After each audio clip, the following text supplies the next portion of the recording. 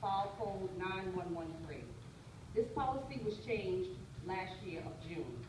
The policy states, procedures by which to select a person to fill such vacancy may include advertisement of vacancy in suitable local media and the consideration of persons suggested to the board by and then existing board members, and that was crossed out, and interviews with interest parties conducted in public by the board acting as a committee of a whole. Of a whole. Not a subcommittee. Not an ad hoc committee. Okay, it doesn't say that. Okay? When filling a vacancy, the board shall, it used to be, then that's crossed out, may is now the word, considers candidates for the preceding board election in the highest order of the final election results, and consider persons suggested to the board by the then existing board members. Well, I say this, the existing board members, half of them ran with the candidates that's in, okay? And they haven't shown up at half of the meetings that Mr. Lorenzo Richardson has that's been at. right. Okay, I've been at more meetings than half of these board members. That's and I'm right. not running. Okay? So again, I want this to be a fair and open process, not something that's being decided and then brought to the public like it's okay. This is not why we ran. This is supposed to be about transparency.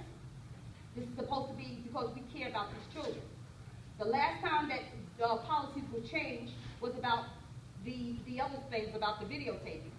Enough is enough. Y'all want us to show you respect, and I'm trying to do that with every ounce of breath I have.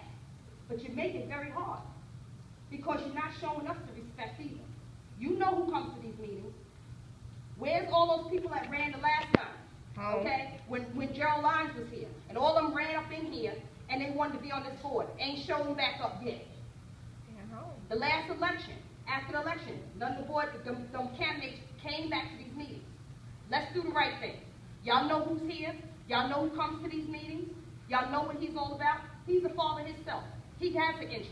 You have board members on here that don't have children in our system, and they are making decisions for my child that is in the system. So I have a right to say that I think he needs to have a chance, and the fact that he's born and raised in Jersey City, brought up in the projects, who else would have the know-how and knowledge that we need for the children that are struggling to get through this system? This is where most of them are coming from. So who else would have the hands-on experience with this but a man that came from the West Walk and had the shoes, that walked in these shoes? Give him a shot.